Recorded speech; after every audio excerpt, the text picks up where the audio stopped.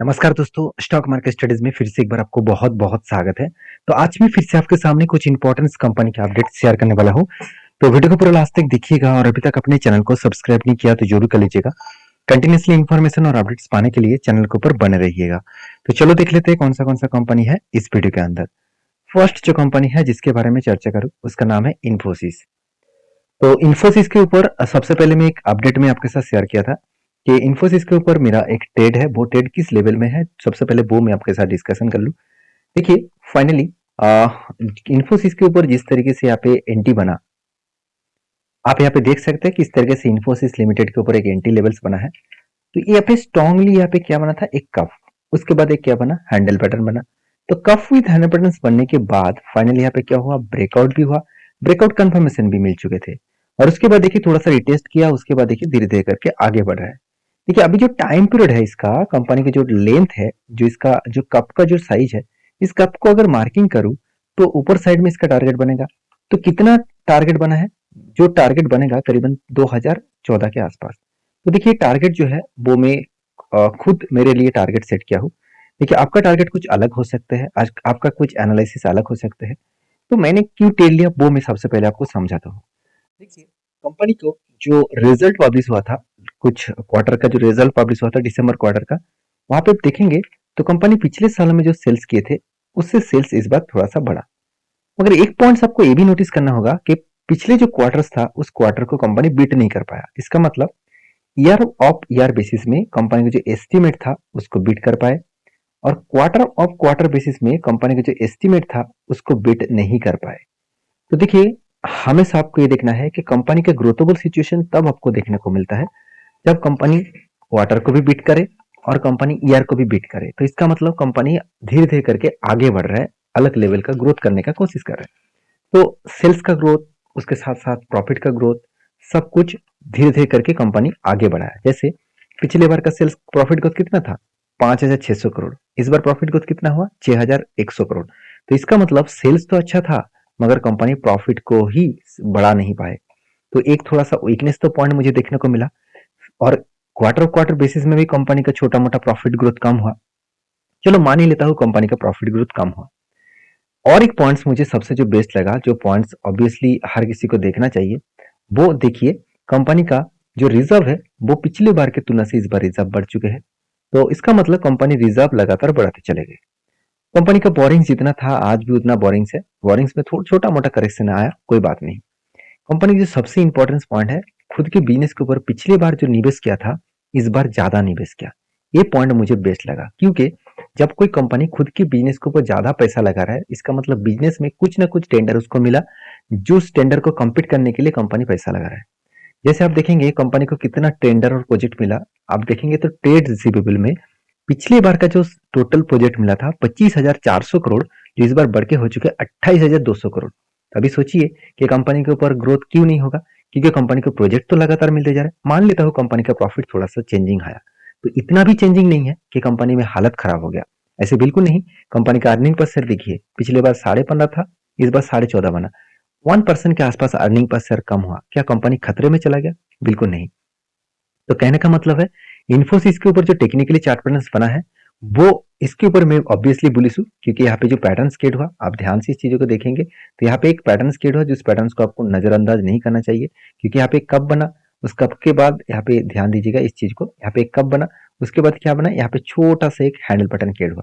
और handle pattern create होने के बाद यहाँ पे एक टारगेट, लंबा सा एक टारगेट यहाँ पे अचीव होने का चांसेस है। देखिए टारगेट कब मिलेगा वो तो किसी को पता नहीं, मिलेगा कि नहीं मिलेगा हाँ किसी को पता नहीं। जो लोग बोल रहे हैं कि 100% मिलेगा, तो उसके मतलब मेरे हिसाब से वो आपको गलत बात बता रहा है, क्योंकि इस मार्केट में कोई भी 100% चीज होता नहीं है। सबको प्रिडिक्शन करके चलना पड़ता है। अगर 100% प्रॉफिट होता तो आप एक बात को समझ लीजिए कि टाटा, अदानी, अंबानी, तो क्या वो लोग इतने बड़े बिजनेस करते? वो डायरेक्टली सारे पैसे तो यही पे लगा देते ना। तो हमेशा आपको प्रिडिक्शन करके आपको फंड को मैनेज करके चलना पड़ेगा। ऐसे नहीं कि पूरा का पूरा पैसा एक ही कंपनी के ऊपर लगा दिए, ऐसे भी नहीं करना चाहिए। तो सारी चीजों को सीखने के जानने के लिए मेरे साथ जुड़े रहिए। मेरे तरफ से कोई भी रिकमेंडेशन नहीं है, काम करना है तो आपके ओपिनियन के हिसाब से करना पड़ेगा। नेक्स्ट जो कंपनी है जिसके बारे में चर्चा करूं, और हाँ सॉरी एक चीज तो मैं बोलना ही भूल गया कि इन्फोसिस के ऊपर एक बहुत बड़ा अपडेट है। वो आप देखेंगे तो एपीएसी बिजनेसेस जो एक्सपेक्टेड किया जा रहा था to nearly triple spending on the generative AI, मतलब आर्टिफिशियल इंटेलिजेंस के ऊपर 3.4 बिलियन यूएस डॉलर खर्चा करने वाला है 2024 में, इन्फोसिस के रिसर्च के हिसाब से बताया जा रहा है। मतलब सोचिए, आर्टिफिशियल इंटेलिजेंस के ऊपर जो एक डील हुआ था वो डील कैंसिलेशन हो गया था, फिर भी क्या इन्फोसिस वो डील कैंसिल होने के बाद चुप बैठेंगे? बिल्कुल नहीं। अभी देखिए 3.4 बिलियन टोटल प्रोजेक्ट यहाँ पे इन्फोसिस के बेसिस में देखने को मिलेगा। तो एक बहुत बड़ा अपडेट है मेरे हिसाब से, इस अपडेट को जरूर आपको फोकस होना चाहिए। नेक्स्ट जो कंपनी है उसके नाम है पॉलीकैब। देखिए पॉलीकैब के ऊपर सबसे पहले मैं चार्ट पैटर्न दिखाऊंगा। देखिए जो लोग सोच रहे थे कि पॉलीकैब इतना बड़ा गिरावट हुआ है तो कंपनी खत्म हो जाएगा, बर्बाद हो जाएगा, उसके लिए मैं बार बार बोल चुका हूँ कि जब भी अच्छे कंपनी कोई खराब न्यूज के चलते करेक्शन हो तो सबसे पहले दो चीजों को देखना पड़ेगा। वो न्यूज क्या ऑफिशियली है, क्या वो न्यूज न्यूज चैनल के माध्यम से मिला है? अगर न्यूज चैनल के माध्यम से मिला तो सोचिएगा उसका कोई गारंटी नहीं है कि वो 100% है। अगर ऑफिशियली, अब ऑफिशियली अगर कोई न्यूज मिले तो उसको आप 100% गारंटी मान सकते हैं, क्योंकि ऑफिशियली सेबी के रूल्स के हिसाब से अगर बीएससी और एनएससी इसमें अगर कोई अपडेट देखने को मिले तो उसको ओरिजिनल कहा जाता है। मतलब वो कंपनी के माध्यम से ही वो अपडेट है। और रिपोर्ट के माध्यम से कोई भी न्यूज अगर फ्लैश हो रहा है कोई भी न्यूज चैनल के माध्यम से, तो सोचना वहां पे थोड़ा सा करेक्ट, मतलब गलत बात भी बता सकते हैं, क्योंकि जिस तरीके से इन्फोसिस को गिराया गया था उसके बाद इन्फोसिस रिकवरी कर दिए, और जिस तरीके से एचडीएफसी बैंक को आज गिराया जा रहा है, उसके उसके साथ साथ पॉलीकैब को भी गिराया जा रहा है। तो पॉलीकैब फिर से रिकवरी करेगा, और मेरे हिसाब से यहाँ पे जो गैप है इस गैप को वो जरूर फिलअप करेंगे, क्योंकि यही रूल्स होता है, जब भी कोई गैप बनता है उस गैप को हमेशा वो फिल करने के लिए आगे बढ़ेंगे। तो फिलहाल के लिए देखिए, जब भी नीचे आया था तभी मैंने इस ग्रीन कैंडल के ऊपर एंट्री लिया हूँ। मेरा टारगेट जो है वो कुछ इस तरीके से लेवल में है, यहाँ तक मैं टारगेट लूंगा। एक आपको लग रहा है कि इस एंट्री लेवल से इस टारगेट कितना मिलेगा? देखिए मैं एक बार आपको बता दूं, इस एंट्री लेवल से अगर मुझे यहाँ पे टारगेट मिले तो करीबन 21% से 22% तक रिटर्न मिलने का चांसेस है। तो कब मिलेगा, किस तरीके से मिलेगा वो तो पता नहीं है। मुझे कंपनी के बारे में पता है कि कंपनी बेस्ट परफॉर्मेंस कर रहा है। जैसे कंपनी का सेल्स देखेंगे तो क्वार्टरली 2700 करोड़ से 3300 करोड़, 3700 करोड़, 4300 करोड़, एक अलग लेवल का सेल्स का ग्रोथ देखने को मिले। उसी बेसिस में कंपनी के एक्सपेंस के बारे में बात करूं तो एक्सपेंस भी एक अलग तरीके से आपको देखने को मिला है। अभी नेट प्रॉफिट के बारे में बात करो तो नेट प्रॉफिट 264, 316, 361, 417। तो आपको कैसे महसूस हुआ कि इस कंपनी खराब है? जो लोग मुझे कमेंट्स कर रहे थे कि सर पॉलीकैब अभी खत्म होने वाला है, तो उसके लिए मैं बता दूं, आप गलत आपको कुछ गलत इन्फॉर्मेशन मिला है, क्योंकि पॉलीकैब कोई छोटा मोटा कंपनी है। इसका मार्केट कैप देख लीजिए 65,000 करोड़। बाकी सारे कंपनीज को अगर एक साथ भी जोड़ दिया जाए ना, तो भी टॉप 7 कंपनीज को जोड़ दिया जाए तो भी इस मार्केट कैप के आसपास पहुंच नहीं पाएंगे। तो सोचिए कितना बड़ा कंपनी है।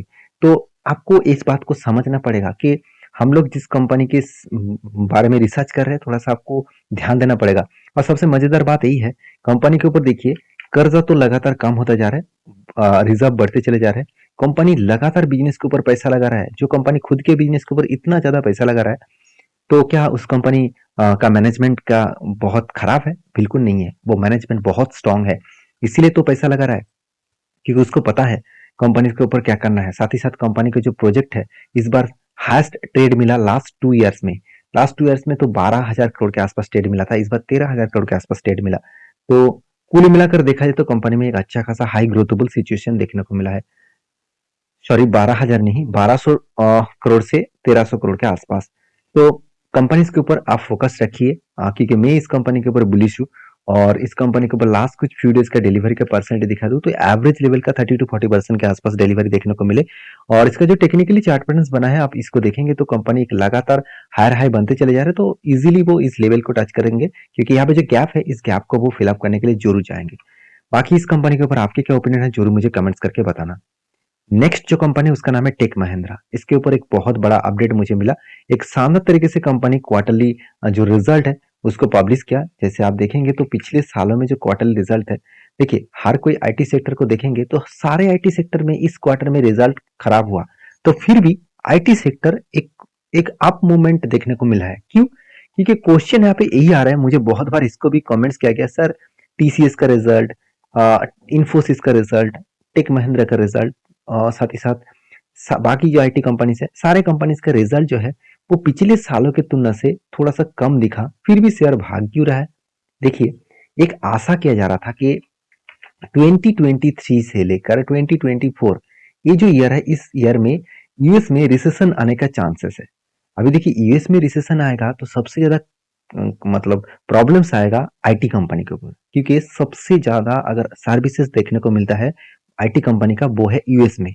तो यूएस में अगर रिसेशन आएगा तो बिजनेस में बहुत ज्यादा एक चेंजिंग्स देखने को मिलेगा, बहुत बड़ा एक प्रेशराइज देखने को मिलेगा। तो उस टाइम सेल्स कम होगा, प्रॉफिट कम होगा। तो इतने बड़े recession company sorry US market में इतने ज्यादा इकोनॉमिकली क्राइसिस होने के बाद भी आईटी सेक्टर मतलब सेम टू सेम पिछले सालों के तुम सेम टू सेम अगर रिजल्ट करे तो एक तो पॉजिटिविटी बनता है ना। तो इस बातों से कंपनी का अच्छा खासा रिजल्ट ना होने के बाद भी एक मोमेंटम जर्नी देखने को मिला। जैसे देखिए यहाँ पे कितना रिजल्ट है, 1285 करोड़ के आसपास पिछले बार का प्रॉफिट था। इस बार कितना है, 525 करोड़ के आसपास। तो ऑलमोस्ट 50% कंपनी का प्रॉफिट कम हो गया। तो 50% कम हो गया फिर भी लोग इस कंपनी के ऊपर निवेश कर रहे हैं। तो क्या वो लोग बेवकूफ है? क्योंकि इन्वेस्टर के बारे में चर्चा करो तो लास्ट कुछ फ्यू डेज में देखेंगे तो 40 to 50% के आसपास डिलीवरी उठा जा रहा है। तो इतनी ज्यादा डिलीवरी पब्लिक के मतलब उतना ज्यादा पैसा नहीं है कि इतना ज्यादा होल्डिंग्स वो उठा पाए एक दिन में। तो ये टोटली देखा जाए तो ज्यादा से ज्यादा क्वांटिटी इंस्टीट्यूशन उठा रहा है। क्योंकि आपको मैं यहाँ पे चार्ट पैटर्न भी दिखाऊंगा तो देखिए फाइनली बहुत दिनों के बाद यहाँ पे कफ विद हैंड पैटर्न बनने के बाद सॉरी वापस जाता हूँ, यहाँ पे बना। तो क्या बना, कफ विद हैंड पैटर्न बनने के बाद फाइनली यहाँ पे ब्रेकआउट हुआ। ब्रेकआउट होने के बाद देखिए धीरे धीरे करके ऊपर तो गया था, उसके बाद एक बार रिटेस्ट तो जरूर करेंगे क्योंकि डायरेक्टली कभी ऊपर नहीं जाएगा, कभी ना कभी रिटेस्ट करके फिर से वो रिवर्सल करके ऊपर जाने का कोशिश करेगा। अभी देखिए दो तरीके से सिनेरियो पे बनता हुआ देखने को मिले। प्रीवियस एक स्विंग हाई है, स्विंग हाई बन रहा है 1566 के आसपास। तो इस तरीके से कुछ लेवल्स में स्विंग हाई बन रहा है, मतलब यहाँ पे स्ट्रॉन्गली एक कंपनी का रेजिस्टेंस है और सप्लाई जोन है। तो इस लेवल को वो टच करने का कोशिश करेंगे। उसके बाद अगर ब्रेकआउट करे तो इसका जो टारगेट है, मैं जो टारगेट लेकर चल रहा हूँ 1640 के आसपास, इस लेवल तक टारगेट होने का चांसेस है। तो मैं इस कंपनी के ऊपर बुलिश हूँ। आपके क्या ओपिनियन है जरूर मुझे कमेंट्स करके बताना। नेक्स्ट कंपनी उसका नाम है अक्सर स्पिनटेक्स लिमिटेड, जो 121 करोड़ के आसपास कंपनी है, छोटा सा कंपनी है। खुश मत हो जाना कि चलो कंपनी 1:5 रेशियो का बोनस देने वाला है, इसका मतलब हर 5 के बदले आपको 1 शेयर मिलेगा। तो इसमें देखकर खुश होने का कोई भी जरूरत नहीं है। कंपनी 8 तारीख को डेट अनाउंसमेंट किया है, तो उससे पहले इस कंपनी के ऊपर रिसर्च करके आप काम करिएगा। ब्लाइंडली इस कंपनी के ऊपर निवेश मत करिए कि चलो कंपनी बोनस दे रहा है तो मैं निवेश कर दूं, ऐसे बिल्कुल मत सोचिएगा। क्योंकि हर किसी कंपनी के और डिटेल्स डेटा आपको चेक करने के बाद ही काम करना चाहिए। तो वीडियो में अगर जानकारी अच्छा मिले तो प्लीज लाइक करना। और मैं वीडियो को अंत करने से पहले एक रिक्वेस्ट करूंगा, मैं कोई सेबी रजिस्टर्ड पर्सन नहीं हूँ कि मैं आपको टिप्स एंड ट्रिक्स नहीं दे पाऊंगा। तो अगर आपको काम करना है तो आपके ओपिनियन के हिसाब से करिए।